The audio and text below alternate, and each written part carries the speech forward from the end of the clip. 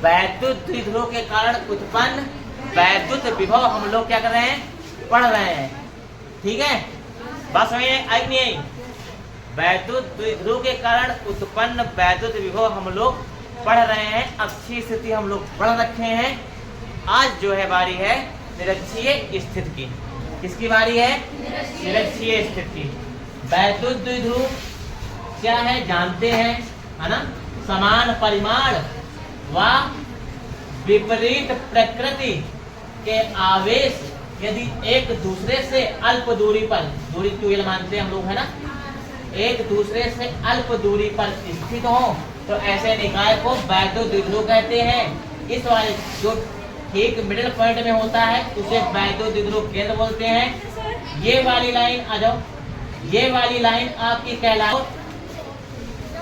और ये वाली लाइन क्या कहलाती है? निरक्ष कहलाती है। एक वैद्युत द्विध्रुव अक्ष हो गया है और एक वैद्युत द्विध्रुव निरक्ष, है ना? तो आज अक्ष पे तो हम पता कर चुके हैं। वैद्युत द्विध्रुव का अक्ष किसे कहते हैं बताओ? वैद्युत द्विध्रुव का अक्ष किसे कहा जाता है? अगर मान लो मोटी बात तो क्या कहोगे? दोनों आवेशों को मिलाने वाली जो रेखा होती है, काल्पनिक रेखा होती है, इसे हम लोग क्या बोलते हैं? वैद्युत द्विध्रुव का अक्ष बोलते हैं। बात कर हो गई है, बोलो।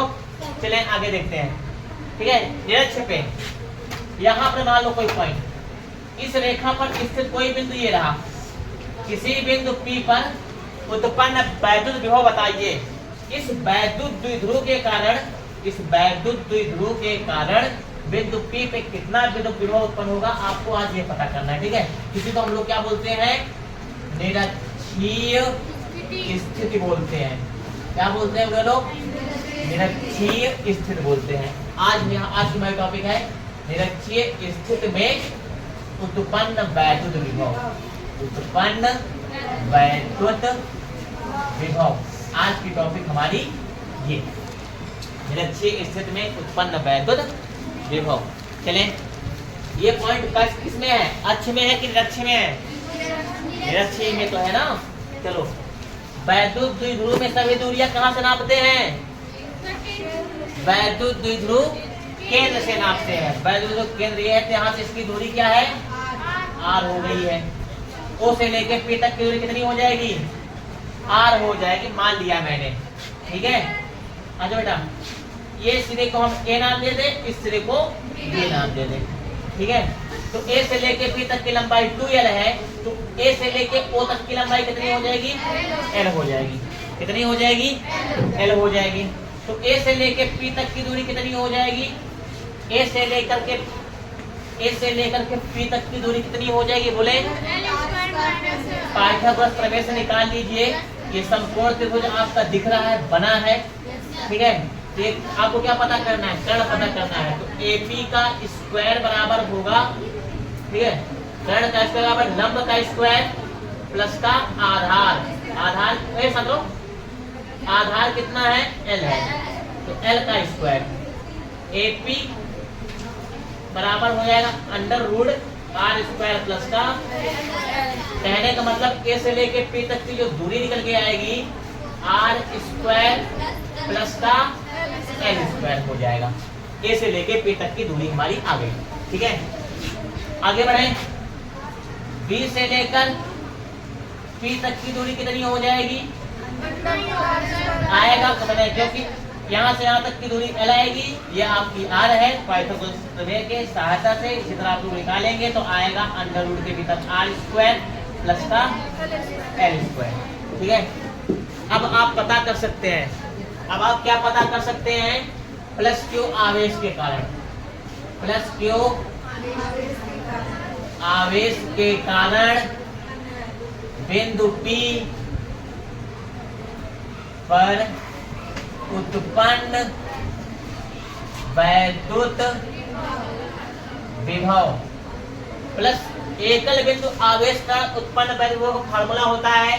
क्या है फार्मूला?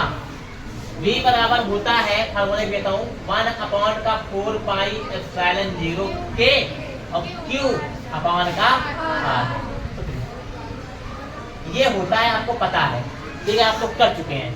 चलिए देखते हैं तो V इक्वल क्या हो जाएगा, V इक्वल 1/4 पाई एप्सिलॉन 0 के। क्यू का मान यहाँ क्यू ही लिया गया है, ठीक है, क्यू। वह छात्रों बात से यहाँ तक की दूरी क्या है, क्योंकि r क्या है, उस बिंदु आवेश से उस बिंदु की दूरी जहां पर हमको विभव निकालना है। तो इस बिंदु आवेश से इस बिंदु की दूरी कितनी है, √r² + l²। तो हमको ये लिखना पड़ेगा। ये क्या नहीं लिखेंगे भाई, यहाँ से तो बिंदु P की दूरी वैद्युत द्विध्रुव से है, इस आवेश से थोड़ी ना है। चलो इसे इक्वेशन हम लोग मान लेंगे। फर्स्ट आ जाओ, यही बात लिखोगे, -q आवेश के कारण बिंदु P पर उत्पन्न वैद्युत विभव तुम्हारे बचे हैं सर कितना आ जाए, इसको अच्छा V1 मान लेता हूँ। इसके द्वारा यहाँ पे उत्पन्न विभव क्या मान लेता हूँ, V1 है, V2 मान लेता हूँ। V2 इक्वल कितना हो जाएगा, 1/4 पाई एप्सिलॉन 0 के। आवेश का मान है -q, तो -q लिखना पड़ेगा। ये चिन्ह सहित आवेश का मान रखना होता है। वैद्युत क्षेत्र वाले में हम लोग क्या करते थे, माइनस का चिन्ह नहीं रखते थे, है ना, क्योंकि वह सदिश राशि है। अब सदिश राशियों में माइनस का चिन्ह किसके काम आता है, माइनस प्लस का चिन्ह केवल दिशा के बारे में जानकारी देने के लिए काम में आता है, बस। तो आगे बढ़ें, माइनस का क्यू, यहाँ से इसकी दूरी कितनी है, √r² प्लस का l²। हो गया, बोलो इतना हो गया। चलो आगे देखते हैं, इसे हम मान लेंगे समीकरण सेकंड मान लेंगे। अब बताओ बिंदु P पर कुल विभव समझ रहा है क्या, बिंदु P पर कुल विभव कितना हो जाएगा, ये बताओ जल्दी से। बिंदु P पर कुल विभव हो जाएगा भाई, बिंदु P पर कुल विभव मान लेता हूँ V है, तो P पे कितने लोग विभव उत्पन्न कर रहे हैं, एक ये आवेश कर रहा है, एक ये आवेश कर रहा है, हम पता भी कर चुके हैं। तो V बराबर लिखोगे V1 प्लस का V2, तो V बराबर V1 का मान कितना लिखोगे, 1/4 पाई एप्सिलॉन 0 के Q बटे का अंडर रूट के भीतर r² प्लस का l²। प्लस का चिन्ह लगाओगे, लगाइए प्लस का चिन्ह। V2 का मान कितना है, मास क्या लगा सकता हूँ ना, तो माइनस का 1/4 पाई एप्सिलॉन 0 के Q बटे का अंडर रूट r² प्लस का, क्या हो गया ये। चलिए देखते हैं, माइनस का 1/4 पाई एप्सिलॉन 0 के Q अपान का अंडर रूट r² प्लस का l²। प्लस माइनस का गुणा कराएं कितना आएगा, तो यहाँ माइनस का चिन्ह लग जाएगा। अब देखो दोनों सेम टू सेम है क्या, तो V बराबर 0 आ जाएगा, ठीक है। ये ध्यान दो, ध्यान सुनो, निरक्षीय स्थिति में, ध्यान सुने बच्चे हमारे, निरक्षीय स्थिति में किसी भी बिंदु पर वैद्युत विभव क्या होता है, शून्य होता है। कितना होता है गुड़िया लोग, शून्य होता है। बस समझ में आई, ठीक है। अब जहाँ देखो वैद्युत, इसका मान जहाँ जितना ज्यादा दे दिया जाए, Q का मान जहाँ जितना ज्यादा दे दिया जाए, यहाँ से इसकी दूरी जहाँ जितना कम जहाँ जितना ज्यादा दे दिया जाए, कहीं पर भी चले जाइए, निरक्षीय स्थिति में स्थित किसी भी बिंदु पर वैद्युत विभव का मान क्या होता है, शून्य।